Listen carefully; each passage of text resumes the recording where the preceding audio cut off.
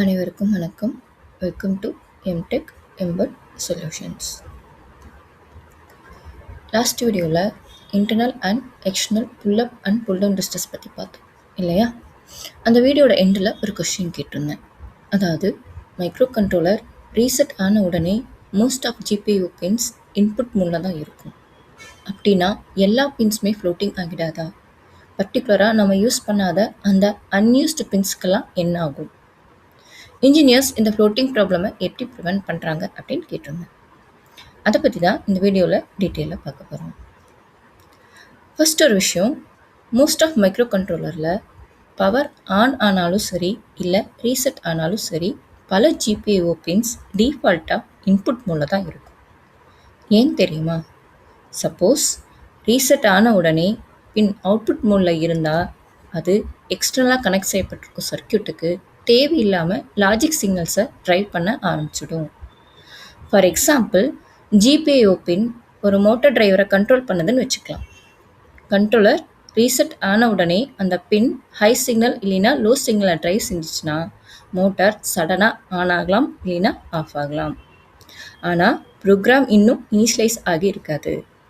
இது சில அப்ளிகேஷன்ஸில் இப்படி மோட்டார் அன்எக்ஸ்பெக்டடாக ஸ்டார்ட் ஆச்சுன்னா அப்படின்னா அது சேஃப்டி ப்ராப்ளமில் க்ரியேட் பண்ணும். அதனால தான் சேஃப்டி பர்பஸ்க்காக பல மைக்ரோ கண்ட்ரோலர்ஸ் ஜிபிஓ பின்னை ஃபஸ்ட் இன்புட் மோடில் ஸ்டார்ட் செய்யுது. இன்புட் மோட்னா என்ன? அவுட்புட் டிரைவர் கம்ப்ளீட்டாக ஆஃப் ஆயிரும், ஜிபிஓ பின் ஹை இம்பிடன்ஸ் ஸ்டேட்டில் இருக்கும்.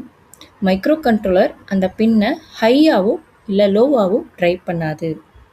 அப்படின்னா மைக்ரோ கண்ட்ரோலர் ரீசெட் ஆனதும் எல்லா ஜிபிஓ பின்ஸுமே ஃப்ளோட்டிங் ஆகுமா? இல்லை. ஜிபிஓ பின் ஒரு சர்க்கியூட்டுக்கு கனெக்ட் செய்யப்பட்டிருக்கு அப்படின்னா அந்த சர்க்கியூட்டில் இருக்கிற டிரைவர் இல்லை புல்-அப் ஆர் புல்-டவுன் அரேஞ்ச்மெண்ட்ஸ் அந்த பின்னை ஸ்டேபிளாக ஹை இல்லைனா லோ ஸ்டேட்டில் வச்சுருக்கலாம். ஆனால் நம்ம எல்லா ஜிபிஓ பின்ஸுமே யூஸ் பண்ண மாட்டோம் இல்லையா? இப்படி ஒரு ஜிபிஓ பின்னை எந்த சர்க்கியூட்டுக்குமே கனெக்ட் பண்ணாமல் விட்டுருந்ததா அதுதான் அன்யூஸ்டு பின்ஸ் அப்படின்னு சொல்கிறோம். அந்த பின்னுக்கு ஒரு டிஃபைன் லாஜிக் லெவல் இல்லை அப்படின்னா அந்த பின்ஸ் ஃப்ளோட்டிங் ஆகிறதுக்கான வாய்ப்பு அதிகமாக இருக்குது. அதாவது அன்யூஸ்டு ஜிபிஓ பின் ஃப்ளோட்டிங்காக இருந்தால் அது தன்னை சுற்றி இருக்க எலக்ட்ரிக்கல் நாய்ஸை ஈஸியாக பிக்கப் செஞ்சு சிபியூ ரேண்டம் லாஜிக் லெவலை ரீச் செய்யலாம். இதனால் ஃபால்ஸ் ட்ரிகர் போன்ற ப்ராப்ளம்ஸ் க்ரியேட் ஆகுது. இதை பற்றி ஆல்ரெடி ப்ரீவியஸ் வீடியோவில் டீட்டெயிலாக பார்த்துருக்கோம். இது மட்டும் கிடையாது, இன்னொரு முக்கியமான விஷயம் இருக்குது. ஃப்ளோட்டிங் பின்னில் இருக்கிற வோல்டேஜ் நாய்ஸ் காரணமாக லாஜிக் த்ரெஷோல்டை அடிக்கடி கிராஸ் பண்ணும்போது கண்ட்ரோலருக்குள்ளே இருக்கிற டிஜிட்டல் இன்புட் பஃபரும் அடிக்கடி சுவிட்சிங் ஆகும். இதனால் சில மைக்ரோ கண்ட்ரோல்களில் தேவையில்லாத பவர் கன்சப்ஷன் இன்க்ரீஸ் ஆகலாம். அப்போது இன்ஜினியர்ஸ் இந்த ஃப்ளோட்டிங் பின் ப்ராப்ளமை எப்படி சால்வ் பண்ணுறாங்க? அதுக்கு பல வழிகள் இருக்குது. Method 1, internal pull up or pull down. Some micro கண்ட்ரோலர்ஸில் ஜிபிஓ பின்னுக்கு internal pull up or internal pull down enable செய்யலாம்.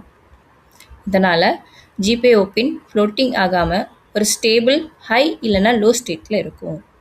இதுக்கு எக்ஸ்டர்னலாக ஒரு ரெஸ்டர் போடணும் அப்படிங்கிற அவசியம் இல்லை.